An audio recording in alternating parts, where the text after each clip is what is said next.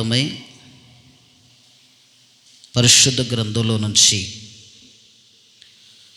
లూకాసు వార్త 2వ అధ్యాయం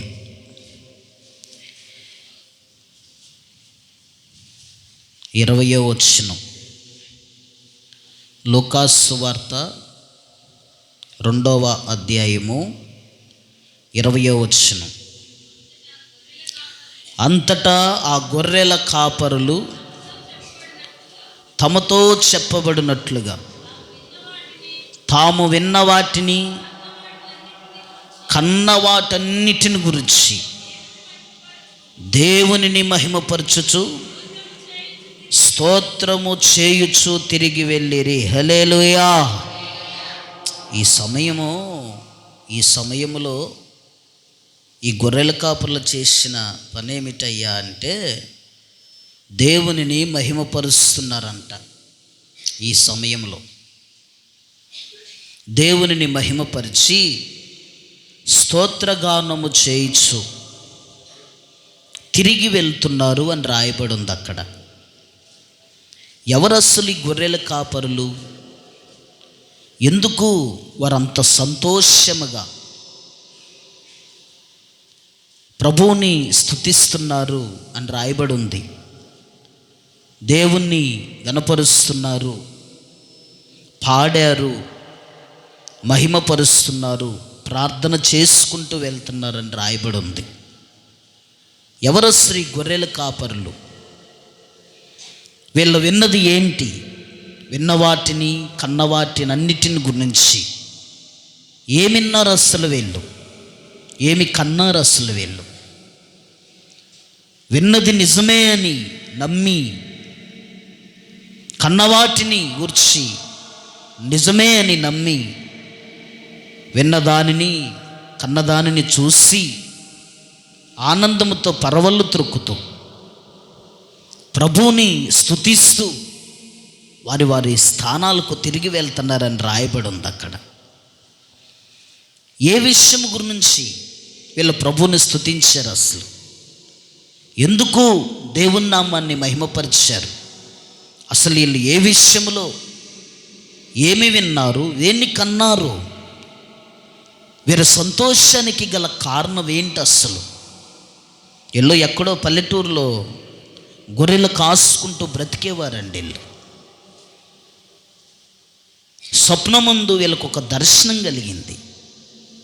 పరలోకము నుండి దేవదూత వీరి దగ్గరికి దిగివచ్చి వీరికి ఒక శుభవర్తమానం చెప్పింది. వారు పని వాళ్ళు చేసుకొని శాద తీర్చుకుంటున్న సమయంలో, చక్కగా నిద్రిస్తున్న సమయానికి స్వప్నమందు పరలోకము నుండి దేవదూతలు దిగివచ్చి, కాపరులారా మీకు ఒక గొప్ప శుభవార్త అని కొన్ని విషయాలను యేసు ప్రభు యొక్క జననము గురించి, యేసు ప్రభు యొక్క జీవిత పుట్టుక గురించి పరలోకము నుండి దిగి వచ్చిన దేవదూత ఆ గొర్రె కాపర్లకు చెప్పటాన్ని బట్టి వారు ఏదైతే విన్నారో, దేనినైతే కన్నారో, పరలోకము నుండి దిగి వచ్చిన దేవదూత ఏ విషయమైతే వారికి చెప్పిందో ఆ విషయాన్ని వారు కనులారా చూశారు. చూడటాన్ని బట్టి ఇప్పుడు వాళ్ళకి ఏం కలిగిందయ్యా అంటే సంతోషం, వినలేని ఆనందం. దేవుని మహిమపరిచి స్తోత్రగానము చేయించు వారు తిరిగి వెళ్తున్నారు. అసలు ఏం జరిగింది? దేవుడు ఎందుకు ఈ గొర్రెల కాపరులను దర్శించిండు?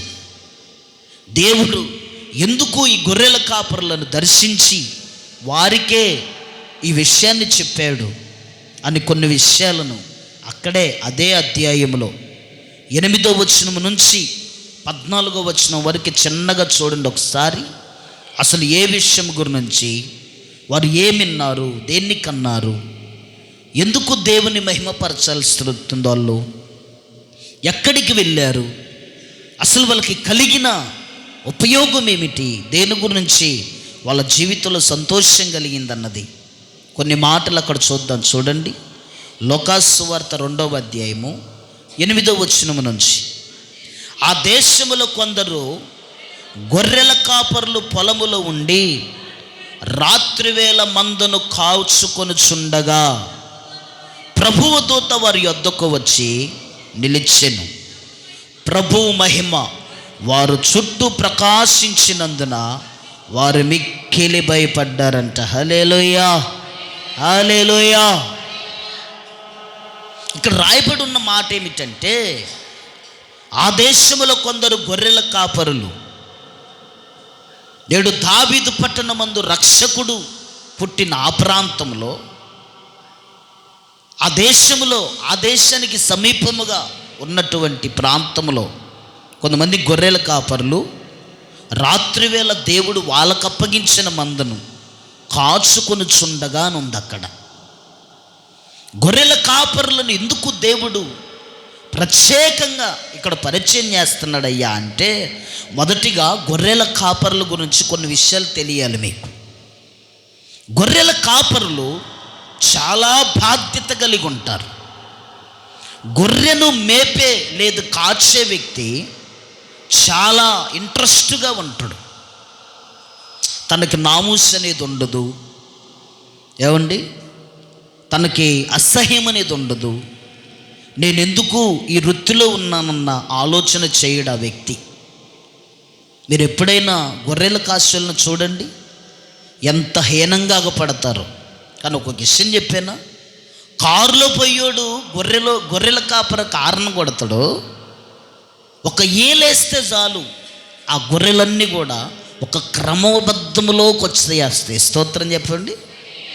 కారులో ఉన్నాడు అనుకుంటాడు కదా, వాడు ఓపిక ఉండదు కాబట్టి, సహనం తక్కువ కాబట్టి ఒకటే ఆరున కొట్టే పని మీద ఉంటాడు. ఏంట్రా బాబు ఈ గొర్రెలో, మేము అవకడకు తొందరగా వెళ్ళాలి, ఏంటి ఈ యొక్క డిస్టర్బెన్స్ ఏంటన్నట్లుగా చులకనగా హేళనగా చూస్తూ ఉంటారు కొంతమందిని. నేను ఏమంటాను తెలుసా, గొర్రెల కాపరి ఎదరగా ఉంటాడులే కానీ తాను వెనుకున్న గొర్రెలోనే చూసినవా, వాడు ఒక కారుకే యజమానుడేమోలే కానీ గొర్రెల కాపరి అనేక లక్షల కోట్ల రూపాయలకి యజమానుడు. స్తోత్రం చెప్పండి. అబ్రహాము కాలంలో చూడండి, బహు గొర్రెలు గలవాడు అబ్రహాము, చాలా ఐశ్వర్యవంతుడు. ఏమండి, గొర్రెల కాపరికి చాలా తగ్గింపు జీవితం ఉండిద్ది, చాలా ఓపిక ఉండిద్ది, చాలా సహనం ఉండిద్ది. ఎందుకో తెలుసా, గొర్రెలన్నీ ఒకలాగే ఉంటాయా?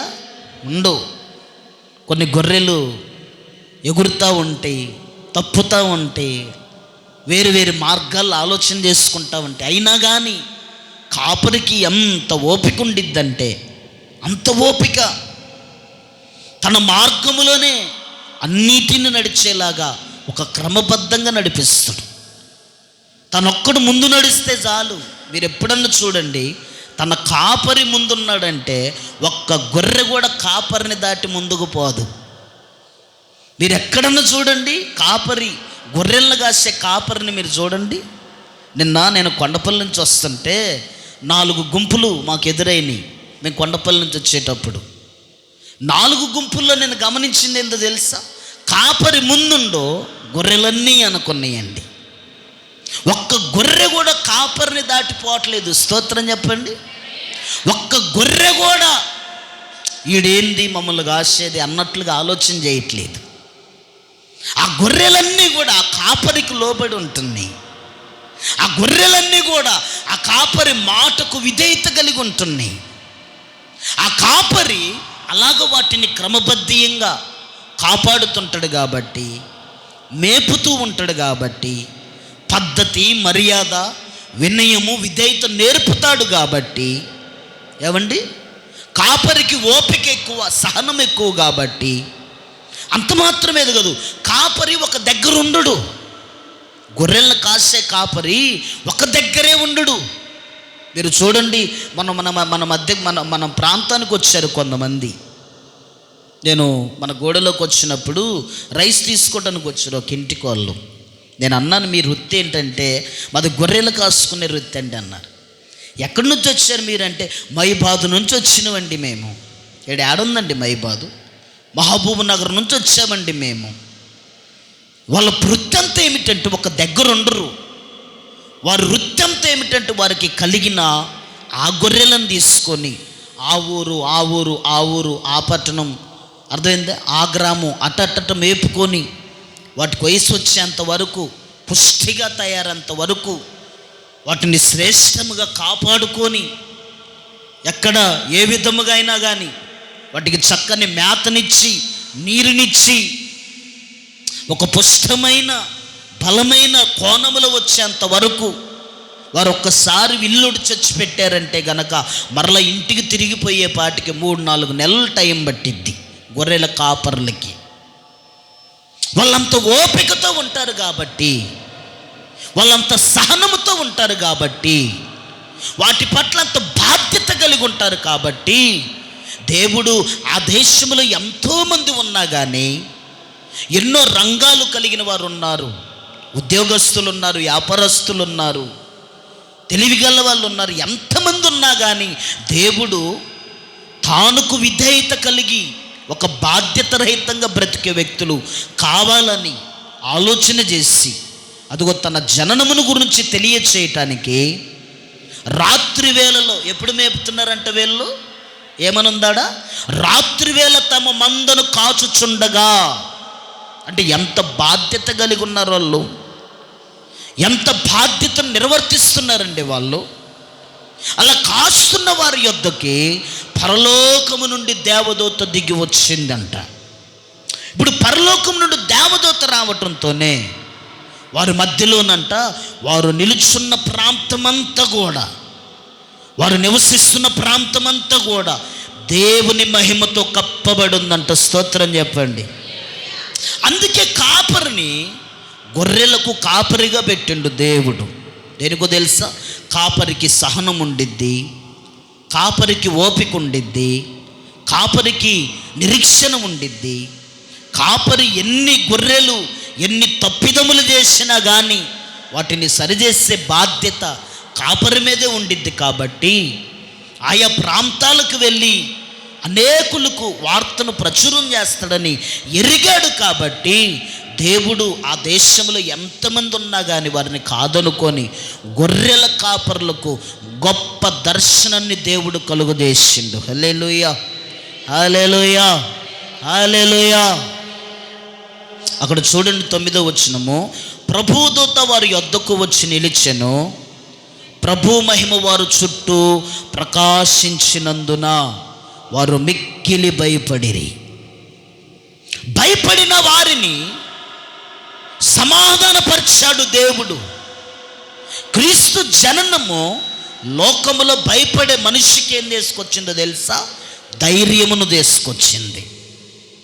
భయపడే మనిషికి గొప్ప ధైర్యాన్ని క్రీస్తు పుట్టుకనిచ్చిందండి. క్రీస్తు జననం ఇచ్చింది. వారు భయపడిన మరు క్షణమే పరలోకముల నుండి మొట్టమొదటిగా వారికి కలిగిన మాట ఏంటో తెలుసా? అయితే ఆ దూత భయపడుకొడి. స్తోత్రం చెప్పండి. ఏం పడకూడదు? భయపడొద్దిక. ఇప్పటి వరకు భయపడిన సమయం ఉందేమో, ఏ విషయంలోనన్నా భయపడ్డావేమో, ఇక నువ్వు భయపడొద్దు. భయపడే గడియలు నీ దగ్గర నుంచి నా దేవుడు కొట్టివేయబోతున్నాడు. భయపడాల్సిన సమయం లేదు. ప్రతిదానికి భయపడుతూ బ్రతకొద్దు. దేవదూత మాట్లాడుతుందండి. ఇప్పుడు దేవుని యొద్ద నుంచి వచ్చిన దూత నీతో మాట్లాడుతుంది. ఈ విషయంలో ఏ విషయంలో నువ్వు భయపడుతున్నావో, ఏ విషయంలో నువ్వు నలిగిపోతున్నావో, కృంగిపోతున్నావో, ఏ విషయంలో నువ్వు సతమతం అవుతున్నావో, బలహీనం అవుతున్నావో, అదిగా ఆ విషయాలన్నిటిలో కూడా భయపడుతున్న నీ జీవితాన్ని బట్టి పరలోకము నుండి దిగి వచ్చిన దేవదూత క్రీస్తు జననములో ఉన్న మర్మాన్ని మొట్టమొదటిగా నీకు చెబుతున్న విషయం ఏమిటో తెలుసా?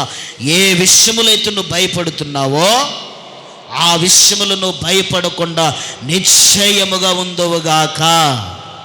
హల్లెలూయా. మన పక్కన గ్రౌండ్లో చాలా రైతులు వడ్లేశారు.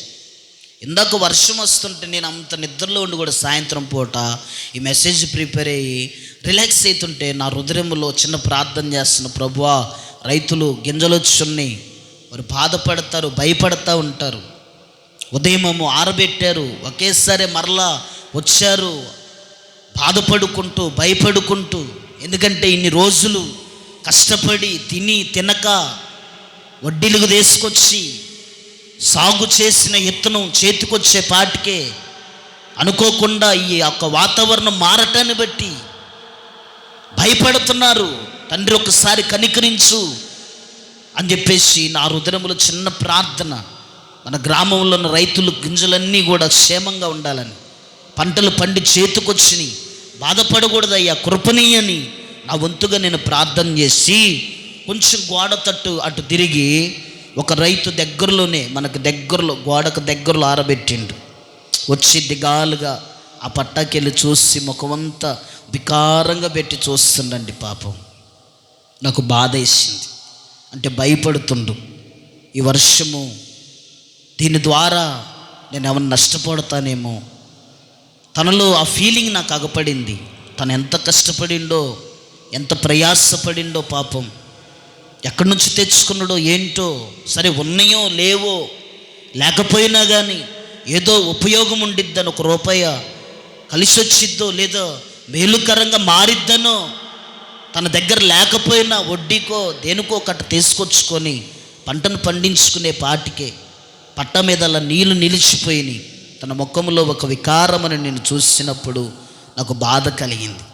అప్పుడు నేను అన్నాను, నా తట్టు చూసినప్పుడు నేను అన్నాను, మీ వడ్లకి ఎంత మాత్రం కూడా ఏమీ కాదు, మీరేమీ భయపడాల్సిన అవసరం లేదు, నా దేవుడు నిశ్చయముగా నీకు సహాయం చేస్తాడు. హల్లెలూయా. ఆయన అన్యుడు అంటున్నాడు, ప్రార్థన చేయండి అయ్యగారు. ఆ మాట అన్నాడంటే ఆయనలో ఏదో భారం ఉందని నాకు అర్థమైంది.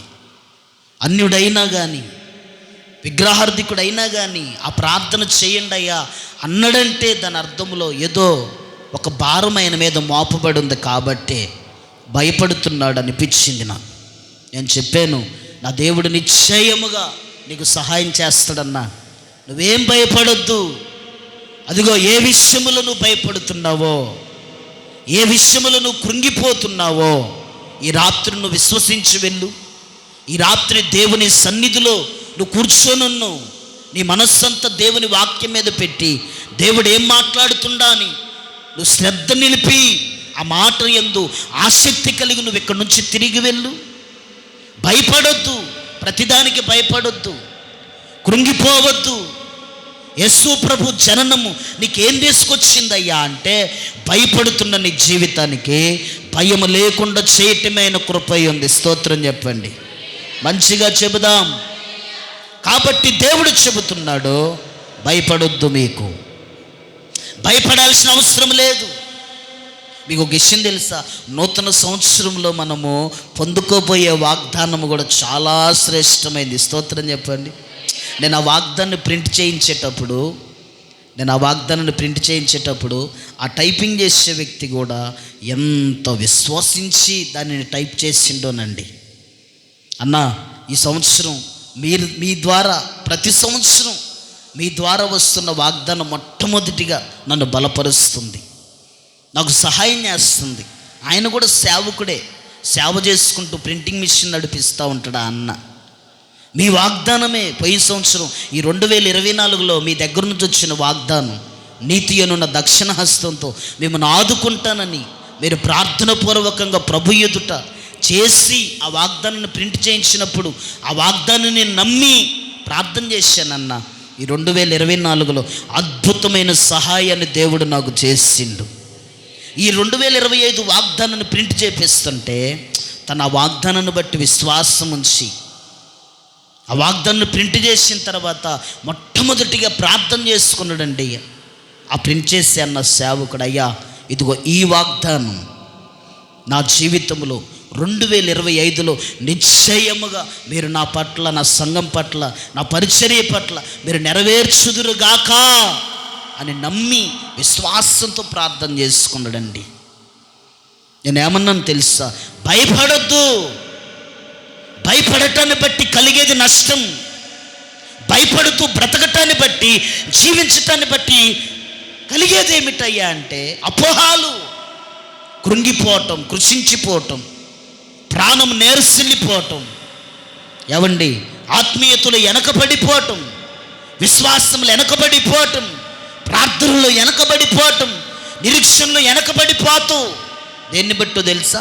నీ ఎదురుగా ఉన్న సమస్యను నువ్వు భయపడ్డప్పుడు, నీ ఎదురుగా ఉన్న అవరోధాలను చూసి నువ్వు భయపడ్డప్పుడు నువ్వు కృంగిపోతావు, కృషించిపోతావు. అందుకే నా దేవుడు ఈ రాత్రి ప్రతి బిడ్డని దర్శించి మాట్లాడుతున్న మాట, మీ జీవితంలో ఉన్న ప్రతి కలవరము, ప్రతి భయము యేసు నామములో ఈ 2024లో తొలగిపోవునుగాక. విశ్వాసంతో చెబుదాం, ఆమేనని చెబుదాం. భయపడొద్దు. కాపరులు భయపడ్డారు, కానీ కాపరులకు ఒక మంచి మాట దేవదూత చెబుతుంది, భయపడుకుడి. తర్వాత ఏమంటుంది? ఇదిగో ప్రజలందరికీ కలగబోవు మహా సంతోషకరమైన సువర్తమానము నేను మీకు తెలియజేయుచున్నాను. హల్లెలూయా. భయములో నుండి దేవుడు నీకేం కలుగు చేయబోతున్నాడంటే మహా సంతోషాన్ని కలుగు చేయబోతున్నాడు. నమ్మిన వారి బిగ్గరగా చెబుదాం. ఏం కలుగు చేయబోతుండు? సంతోషాన్ని. నువ్వు దాన్ని విడిచిపెట్టు.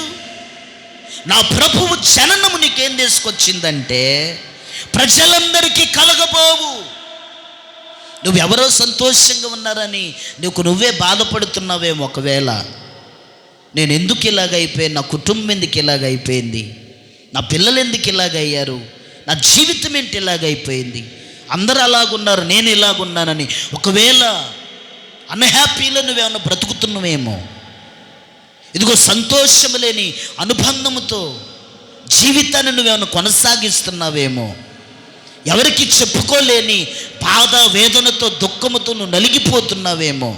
ఈ రాత్రి నా దేవుడు సెలవిస్తున్న మాట, నువ్వు ఒకవేళ భయముతో ఉంటే భయములో నుండి విడుదల, అన్హ్యాపీలో ఉంటే నా దేవుడు అత్యధికమైన సంతోషకరమైన శుభకార్యాలను నీ జీవితంలో చేయునుగాక.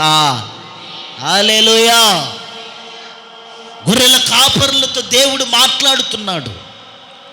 ప్రజలందరికీ ఏం తీసుకొచ్చాడయ్యా యేసుక్రీస్తు ప్రభు అంటే మహా సంతోషకరమైన సువర్తమానాన్ని తీసుకొచ్చిండంట. హల్లెలూయా. ఆ సువర్తమానమే దేవుని వాక్యం. ఆ వాక్యము నువ్వు వింటే చాలు, నీకు సంతోషం కలిగిద్ది, నీకు నెమ్మది కలిగిద్ది, నీకు కృప కలిగిద్ది, నీకు ఆదరణ కలిగిద్ది, నిన్ను ధైర్యపరిచిద్ది, నిన్ను నిలబెట్టిద్ది, నిన్ను బాగు చేసిద్ది, నీకు స్వస్థపరిచిద్ది, నీకు ఒక వెలుగుగా మారిద్ది. అదేంటో తెలుసా? దేవుని స్వర్తమానం, దేవుని వాక్యము. గంతులు వేసే కృప నీకు అనుగ్రహింపజేస్తాడు. విశ్వసించాలి. దేవుని వాక్యాన్ని బట్టి నువ్వేం చేయాలి తెలుసా? విశ్వసించాలి. భయపడుతున్నట్లయితే భయము నుండి వేరైపో. సంతోషం లేదని ఒకవేళ నువ్వు అనుకున్నట్లయితే, ఇదిగో ఈరోజు నువ్వు ఈ స్థితిలో ఉంటావని తెలిసే, నువ్వు ఈ బాధలో, ఇబ్బందుల్లో ఉంటావని తెలిసే 2024 సంవత్సరాల క్రితం లోకరక్షకుడుగా నా దేవుడు ఈ లోకానికి వచ్చి నీకు నాకు ఒక గొప్ప సంతోషాన్ని కలుగజేసిండు. హల్లెలూయా. అంత మాత్రమే కదా, కింద అంటాడు కదా, దావీదు పట్టణమందు నేడు రక్షకుడు మీ కొరకు పుట్టి ఉన్నాడు. హల్లెలూయా. ఎవరి కోసం అంట? నా కొరకనండి. అందరు చెప్పండి, ఎవరి కొరకు పుట్టాడు రక్షకుడు? నా కొరకు, నీ కొరకే పుట్టాడు.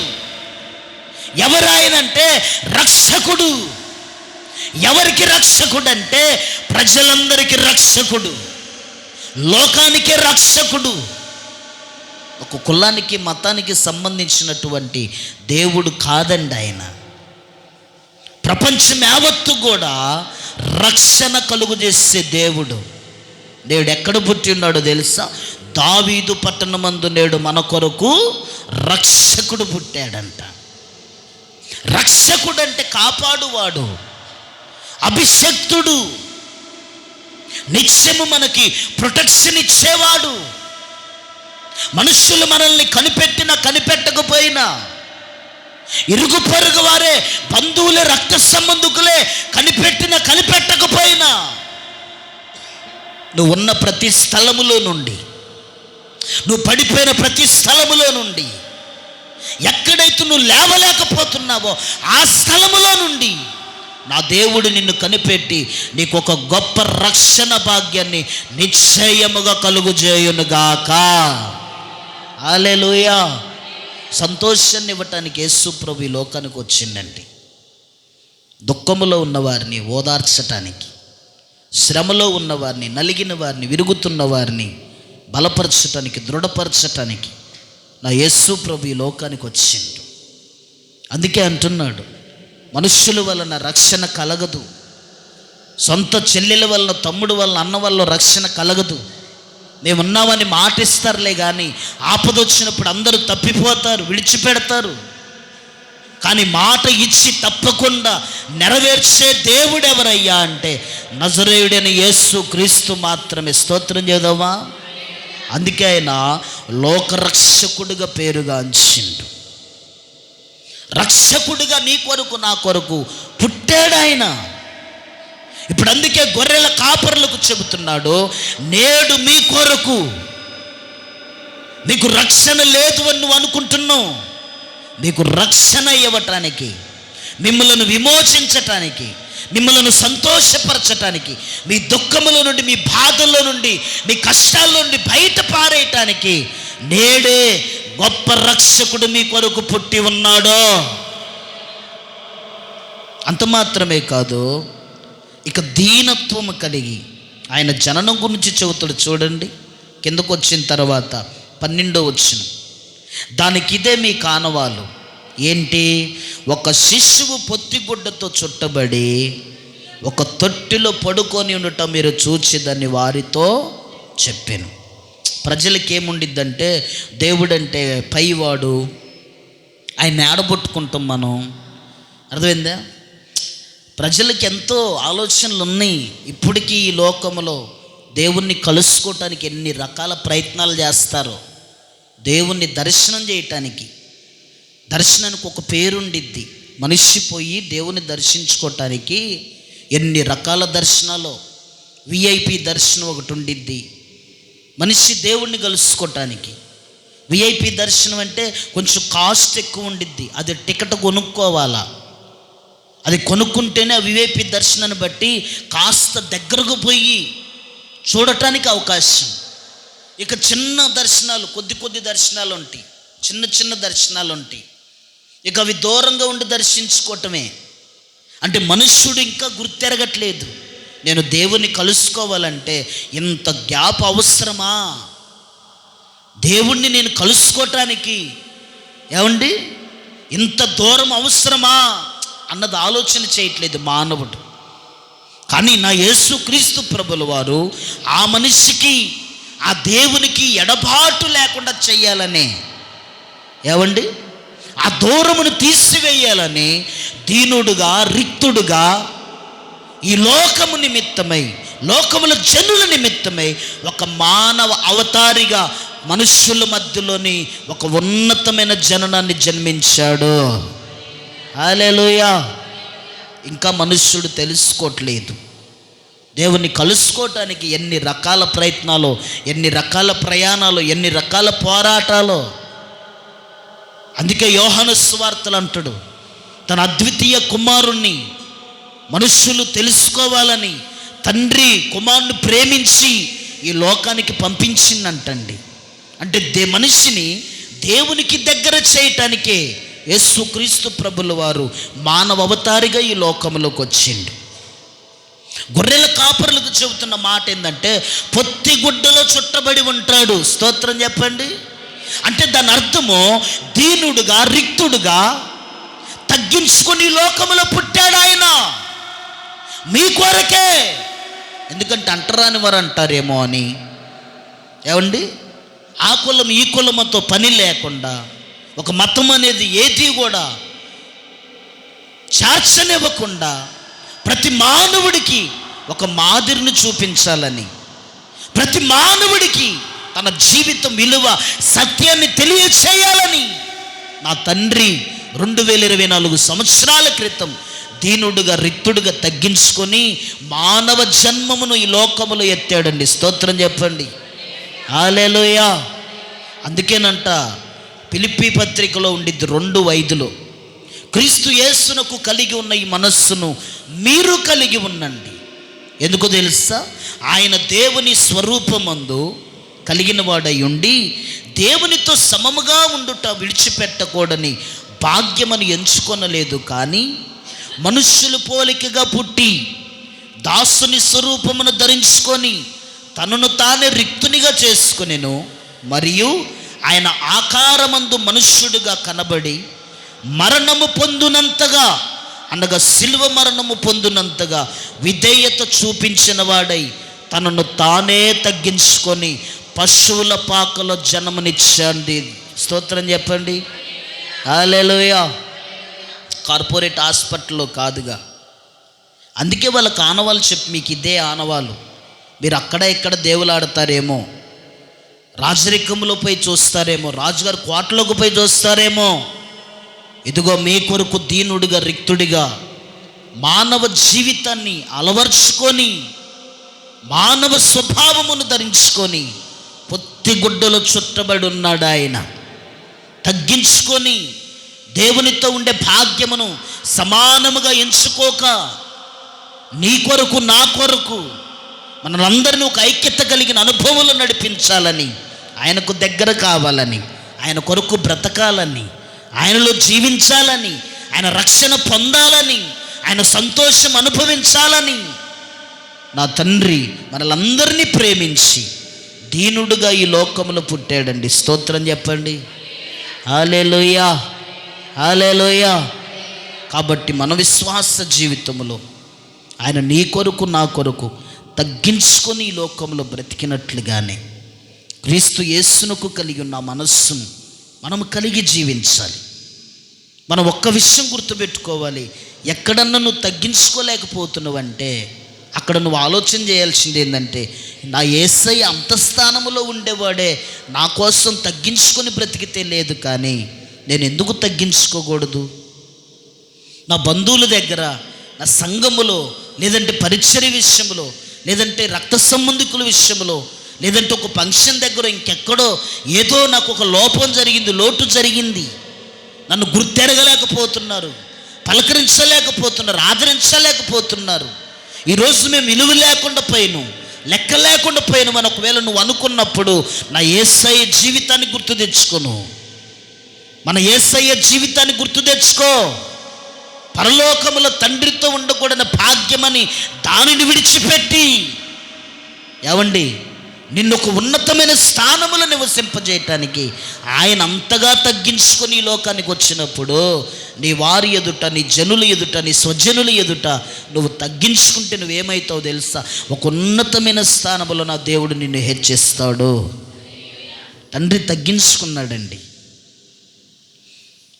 ఎక్కడ ప్రసవించాలో కూడా స్థలము లేక ఆయా ప్రాంతాలు తిరిగి తిరిగి తిరిగి తిరిగి అలసిపోయిందండి మరియా. అంతగా తగ్గించుకున్నాడు యేసయ్య.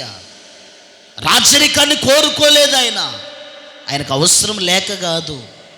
ఒక మాట తండ్రి సెలవిస్తే చాలు, దేవదూతలే కిందకు వచ్చి ఒక ఉన్నతమైన శిఖరాన్ని ఆయన కొరకు సిద్ధపరచగలిగే కృప కలిగిన వాడు ఆయన. కానీ ఎందుకు అంత తగ్గించుకున్నాడంటే, నీ కోసం, నా కోసం, లోకంలో ఉన్న ప్రతి మానవుడు ఆయనకు దగ్గర కావాలని. దేవుడు అంటే ఏదో అనుకోని బ్రతకటం కన్నా, ఇదిగో ఒక మానవ అవతారిగా నన్ను కలపటానికి, మానవ జన్మనెత్తి నా కొరకు, నా కుటుంబం కొరకు నేను రక్షించబడాలని, మేమందరం మార్పు చెందాలని మా కొరకు వచ్చాడని ఒక మంచి ఆలోచన భావాన్ని మనుష్యులలో కలుగు చేయాలని నా తండ్రి తగ్గించుకొని లోకంలోకి వచ్చాడండి.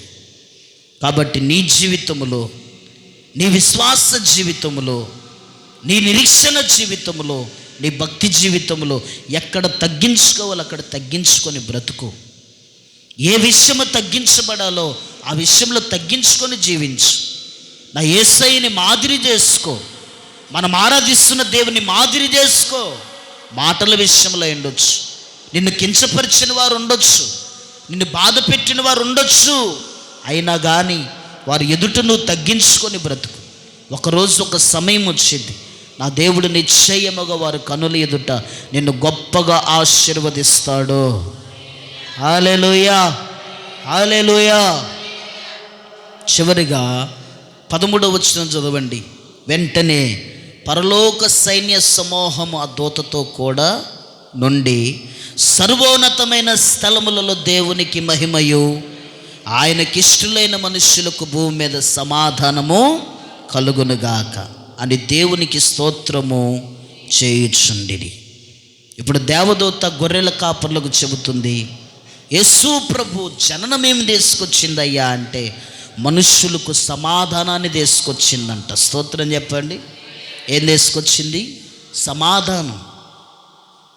ఒకప్పుడు భక్తి మన దేశంలో లేనప్పుడు సమాధానం అనేది లేదు. వాస్తవానికి మిషనరీస్ మన దేశం వచ్చి బైబిల్లో ఉన్న వాక్యాన్ని బోధించటం ప్రారంభించిన తర్వాత ఇదా సమాధానం అనేది ఎరిగి ప్రతి మానవుడు ఎన్ని రకాలుగా గొడవలే పడ్డా, ఎన్ని రకాల ఇబ్బందుల్లోకి వెళ్ళినా కానీ ఒక వాక్యాన్ని తప్పనిసరిగా గుర్తు తెచ్చుకుంటారండి క్రైస్తవుడు. యావత్ ప్రపంచంలో ప్రతి క్రైస్తవుడు గుర్తు తెచ్చుకుంటాడు.